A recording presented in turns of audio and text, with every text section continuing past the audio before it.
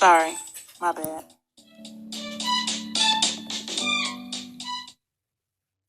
Take a right, go down 2 blocks. I didn't know.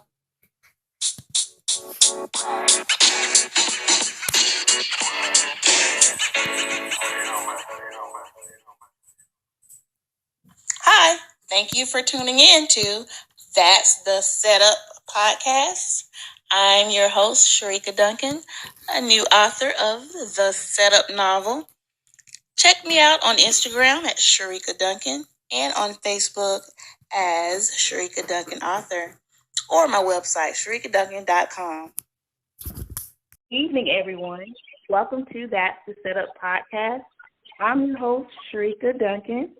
And, of course, my beautiful co-host is here with me, Miss Rolanda Mayhew. Hey, Ro, how are you today? Oh, I'm doing well, Sharika. How about you? And welcome, everyone. Yes, welcome. I'm doing fantastic.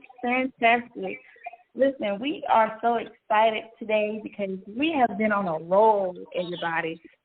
I feel so fortunate. I know Roland also, because we've been able to meet, network in the community, and we just want to highlight some more gems.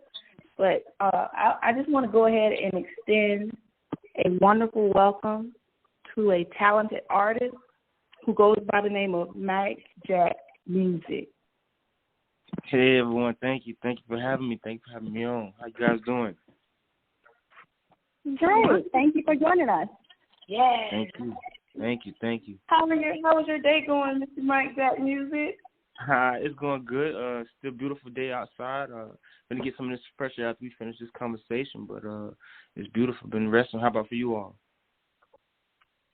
Just soaking up this sunlight, getting some vitamin D naturally. Yes. Right. Yeah, that's a relaxing. good thing. Yes. So listen, Mike Jack, I just want to go ahead and extend thank you for accepting our invitation to be on our platform. And Roland, I know we have a lot of questions for you, so bear with us, all right? All right. Okay. So, Mr. Mike Jack, again, thank you for joining us. So we're going to get started. If you don't mind, we're going to talk about your current skin condition today, right? And so if you would kindly please state the name of your skin condition, and if you could describe it to the audience so that they'll know what it is. All right. So I have a skin condition, and it's called vitiligo. And vitiligo is a long-term skin condition characterized by patches of skin losing their pigmentation. So I'm of African American ethnicity, and I have brown skin complexion, but I lost all the pigment in that skin. I have white skin complexion now, which it started off as white spots that later grew out. Okay. So just to make sure we're clear, it's pronounced vitiligo? Yes, ma'am, vitiligo. Good, because I sure was saying it some other different way, and I'm sure other people out there who've seen the word, we pronounce it something differently. So with that being said, how old were you when you first started noticing the changes to your skin, and what were some of the symptoms? All right, so that happened when I was around about sixth, seventh grade. I think I was 12 or 13 years old, and I was actually the first time I ever noticed it. I was riding in the car with my mom. We was taking a trip somewhere, going to the store or whatnot. She's crafty, so she always doing craft stuff. So we were probably going to a craft store. So we were sitting in the car, and I was licking my lips, and she was like, "Boy, stop licking your lips." I was like, "Why, Mom?" She was like, "Boy, stop licking your lips. It look like your lips turning another color." I was like, "Stop lying." So she put the visor down, the window visor down, and I looked, and sure enough, my lips were turning pink. So that was the first time I noticed that I was losing pigmentation, and there's no actual symptoms for it. Like nobody has a symptom. Like you don't just wake up and feel like, "Oh, I got the flu," or "Oh, I'm sick." No, it's like you wake up, and you have little splotches or little white spots, and small little clusters or something forming. Okay, so you said that you lost pigmentation on your body. Is it all over your body, or is it or is it just some parts of your body? So off of 100%, I would probably say a good 90% 7% of my body lost its pigmentation. Okay. Yeah, that's wow. And I'm guessing that was over time, right? You said you started when you was about 12, 13. Yeah, so in about, so when I was like 12, 13, middle school, so the little spots would start expanding on like my hands, like where your knuckles are, around your fingernails. Little spots start bending like your elbow joints or your eyelids. So the little spots started coming around those areas, or like around your nostrils. So I started getting like spots on my nostrils and whatnot as well. But it kind of, it didn't progress until like being like real impact until like 2007. 2007, it just like flared up, man. It just flared up. Do you think that vitiligo, is it like hereditary, or like was it caused due to an underlying health condition? You said there's no symptoms. So the thing is, it's funny you asked that. So when I first went to the dermatologist when I was in like 6th, 7th grade, he was asking me, did anybody in my family have it? And my mom did some research and she found out that my great-grandmother had vitiligo as well. So in my case, I believe that it's hereditary. So I believe that I inherited it from my great-grandmother. Now, the condition, why does it flare up? They say they don't know at this moment what triggers it, but they feel that the autoimmune system is attacking the pigmentation of melatonin. They feel like it's attacking it.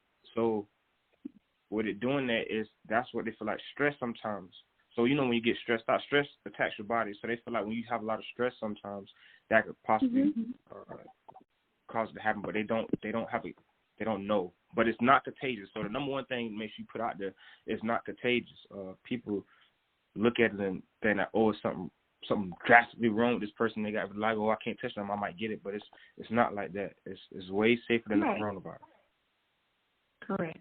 It definitely is not contagious at all. Now, initially, wow, this is a great story, by the way, Mike, that music. How did you cope with the changes, like mentally, physically, and emotionally? Like, that's crazy. First of all, you got to have a strong foundation and a strong belief, some spiritual belief. And I believe I got that from my mom, you know, growing up, praying and believing and asking God and believing in Him, believing that He made me this way for a reason. Coping-wise, prayer, meditation. And I'm not going to lie, sometimes, even to this day, even though, you know, I've had it, what is this, 15, 16, something odd years later or whatever, I still have it, but I still meditate, I still pray and seek, like, some guidance spiritually to deal with it, because, you know, you're looking at it every day, like, I'm not brown anymore, and it's hard to imagine yourself brown sometimes, you know what I mean? I see myself as the pale white complexion now, so it's light skin, as they call it, so it's kind of hard to see myself brown, but, you know, you get over it through prayer, meditation, working out, you know, try to take the stress away and stuff. Right. Now, is it based on the after effect? Is your skin sensitive to sun? Oh, like, do you man, need sunscreen to protect it? Yeah, you have to put on some SPF. Me personally, like, I need SPF 100. So they got like 15, 10, 15, 30. No, I need 99.9 plus the 1%. I need that because my skin is so sensitive, man. I don't pay me no attention. So I went to Miami and I forgot I was light skinned. I know that sounds crazy, but I wore a basketball jersey. I wore a basketball jersey on South Beach, man. And I'm walking on the beach and, you know, hanging out with my friends and stuff. And like, I literally forgot that I had no melanin in my skin. Man, I was so red. I was redder than the Chicago Bulls jersey I had on. But by the end of that night, when the sun went down, I was redder than the Chicago Bulls jersey. Like, my face was like almost, you know, like, it looked like it was 3rd-degree burn, and my shoulders like they was 3rd-degree burn. And it took a long time for me to recover from bathing in aloe vera for like a long time. So SPF 100 is my friend. The spray tan lotion, it don't matter, man. It can come in a cream, Vaseline, man. SPF 100, I need that. Wow. Yeah. Okay. So So speaking of, friends and stuff like that, so as you were going through your change or whatnot, how did your family and friends, react to your change? Some people thought it was funny, which is so funny. It's not funny. I know that sounds crazy. They thought it was funny. They think it's a joke. You know what I mean? They're like, oh, look at you. You got little white spots. Oh, look at you. You ate bleach or something. Somebody poured bleach on you, drinking acid. You know what I mean? People used to make like little smart jokes trying to be funny. Like, oh, what's wrong with him? He must be sick. Don't touch him. Or, like I played football and sports, and like after the football game, you touch like the people's hands and stuff. And so we walk on next, show good sportsmanship, shake hands, and like the girls, when the other cheerleaders and some of the guys, they want to shake my hand. You know what I mean? They're looking at me funny because I have vitiligo. So, So you have bad effects from some people. Like me, I was working in retail and whatnot. So some people just say anything out their mouth, like, "What are you? You albino? Or what's wrong with your skin? You know what I'm saying? Or what happened to you? You know what I mean?" And they just stare. Like they just stare. They don't even stare and break away, look away. They just stare. It's uncomfortable. But you have to be humble and don't say. You be humble and you don't let it get to you. So like, did it like affect your day-to-day activities or your social life? Like, did anything change? Like, well, when it comes to activities, yeah, some things you just can't do. Like I can't stand the sun like all day. You know what I mean? Like I have to put on sunscreen lotion. I have to be cognitive of the weather. I have to know what's going on. I have to like plan my day out. Socially, like dating wise, it didn't really stop nothing. You know what I mean? It didn't really stop nothing. One monkey don't stop no show is what they say. You know what I mean? But you do get looked at oddly at some people. Some people not gonna give you no place. You know what I'm saying? Like, and it is what it is. But you can't let it stop you. So in that case, but one instance I did have this one instance. I kid you not, I was with my dad and he was talking to one of my relatives. And I had seen his relatives in probably like 10 years, 10 years. So the last time the relatives seen me, I was all brown. And when his relatives saw me, this time I was all, with the light skin, white complexion. And they did not believe my father when he was like, that was me. He was like, oh, yeah, this is Brandon. And they was like, that ain't no Brandon. You know what I mean? Like, they just couldn't believe that I turned all the way. Like, they was like, you're lying. But then once I smiled, it was like, oh, that is him. So then, we caught up. So just getting familiar with some people, and it's all right, though. People, they cope to it. They changed, and they came along with it. That's a good story. So I know that for vitiligo, there is no cure, but I know they offer, like, different type of treatments and stuff. Did you choose a treatment option, or did you just let your skin change all the way by itself? So when I was in 6th, 7th grade, whenever my dad took me to get checked, they offered this cream. It was a steroid-based cream. I think one is called Elidel and one is called Protopic. One looks like a little cream base and one looks like a Vaseline, actually. And we was using it, and it's supposed to help, right? It's supposed to, make it go into remission per se, or try to pull the steroid go all the way to the bottom of the melanin in the skin and pull it all the way back up, but it didn't really work. So it wasn't enough for me to do for that. But when I came to college, I tried to eat healthier. And that, I believe that actually works, and I believe that helps. So when I first initially came to college, I started working out, lifting weights, running, trying to eat 3 times a day, eat more salads and vegetables, get my green in me. And then I started taking vitamins.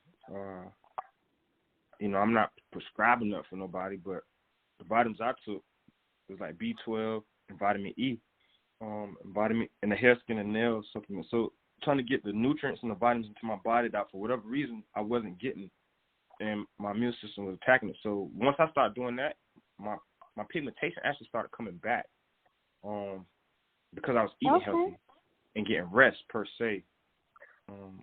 But other than that, once that little stress kicked in, it just left.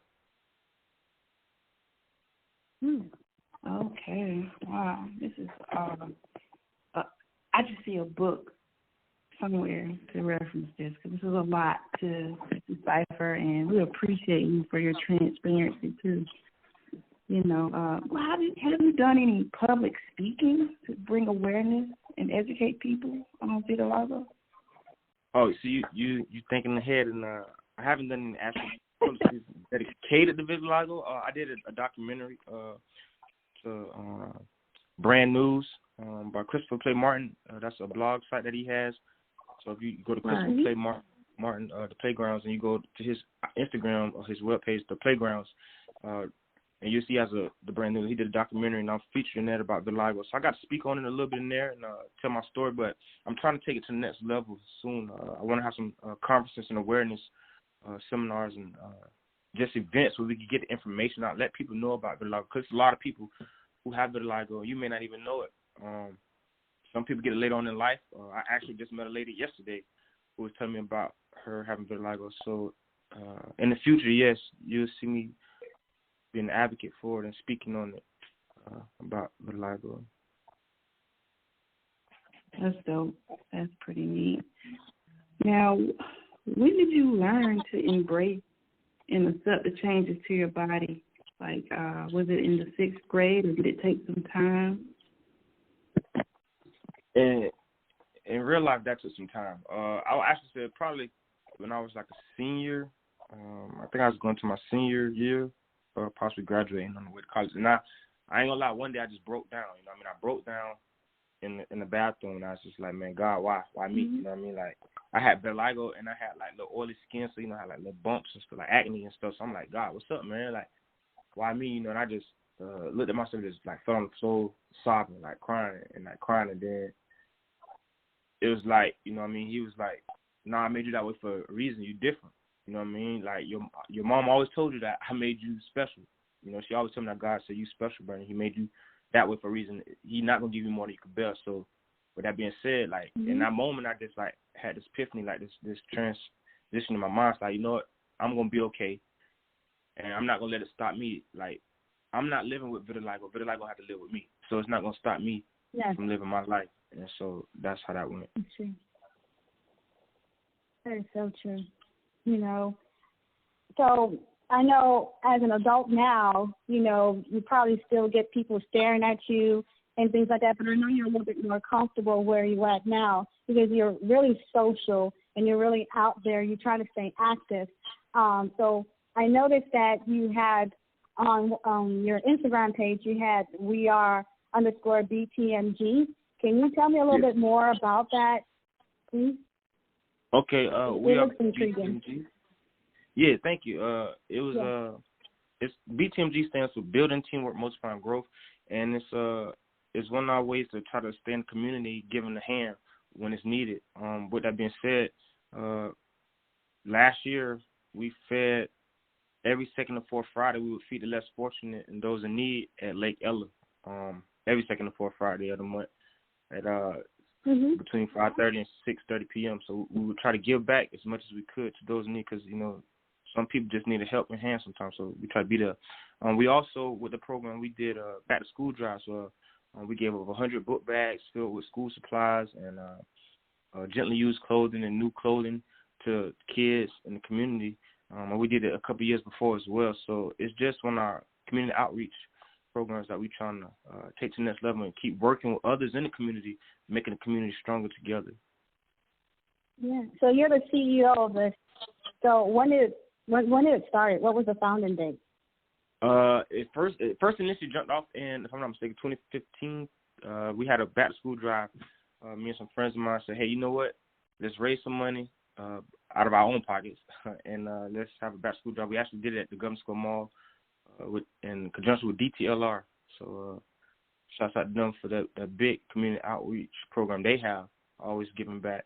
You know, we partnered up with them, and we got some of the local barbers, like Bullet the Barber, one of the greatest barbers in the Tallahassee area, and some other barbers came around, and they gave a helping hand to the community. So it's been a big thing since then. Okay, so is there anything else that you're working on? Because notice that your name is Mike Jack Music. Obviously, that's not your real name, but you go by that name for a reason. So tell us whatever else that you're working on. So right now, I just recently dropped a song called Pregame. It's now streaming on Apple Music. It's on Spotify, YouTube, SoundCloud, if you want to check.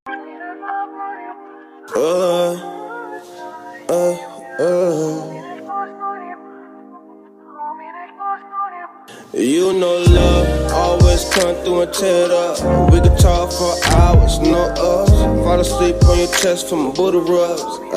Say what, call that, right there, pull a love. Sticky sheets from the thoughts of hot nuts. We go, we get when the love explode. Explode, catastrophic. Hot bodies line up like the planets. You a star in my eye. Tonight I wish that you would cover me with your love like a solar eclipse. If the sky was to fall from above, long as I'm in your arms, yeah. It's all bliss. I be all your dreams. Let's make them a reality. Fantasies, you don't need no E. I make you tap out on E. Take me to another place. Feel you all inside of me. Souls collide. This a love galaxy. Take off, take off, take. YouTube, SoundCloud, if you want to check that out. I got that song, I got pushing that, trying to get some more visuals out to that, and then soon I want to drop another project. So I got another project in the wing, and some other little short film stuff I'm trying to get completed. Can't give out too many details, but we working. We trying to stay busy, and being busy is a good thing. You forgot to mention that you also act. I saw, I guess you've done some stage plays. I saw you've modeled before. You know, you forgot about all those other stuff that you do. So you wear many hats. I don't try to brag. You know, I try to keep it on low. But yeah, he models a little bit, so I try to use myself as an image and inspiration to other people with vitiligo. So I call myself like a vitiligo model. They shouldn't be ashamed of their skin, and they should rock their spot. So if they got vitiligo, you know, you can rock it and be proud of who you are. And, you know, don't let nobody tear down that self-esteem and that confidence. So I try to model some. And I do act. I was just in a play last September, November.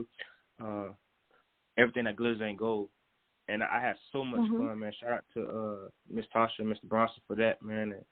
And that was a tremendous time on that. I enjoyed myself thoroughly, learning so much from Mr. Gainey and all the other actors and actresses on that. It was a great time. So hopefully you see me on some more stages and big screens coming soon. So they don't already have one?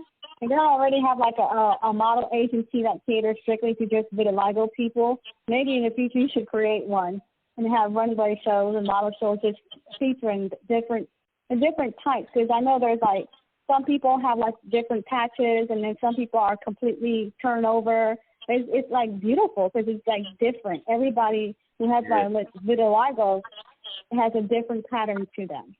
Yeah, it's so good. It is beautiful. Winnie Harlow, she's a great. Yeah. Oh yeah, she's awesome. Winnie Harlow, yeah, she's a great inspiration to a lot of kids and a lot of people out here with vitiligo. So yeah, so just like you said, nobody has the same fingerprints. Nobody has the same vitiligo pattern. It's just different from everybody. It's beautiful when we see all different shades of all us coming together on one accord. So hey, that's something to look into. That was a good idea. Gotta make sure I bring you on. We do that. Yes, because Line is a model herself. She used to model back in her days. Oh yeah. Sharika too. Yes. yes. Well, what was that, Roland? I said you too. Don't forget that. It's been a while. Yeah, we both we met actually acting, so that's how Roland and I met behind the camera, fighting over a young man.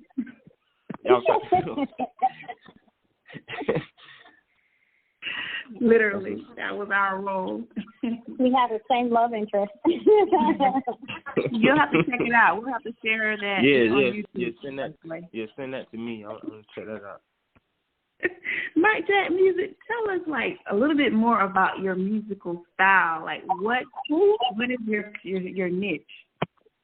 I think I have a nice little hip hop soul R&B vibe. But what I like to describe my music as mood music. You know, I'm in different moods. Like, you know, we're humans, and we're not always in the same mood. Just like our seasons change and our vibes and feelings change, I feel like I make mood music. So sometimes I might be upbeat. You know what I mean? I might make upbeat trappy song. Like I got one song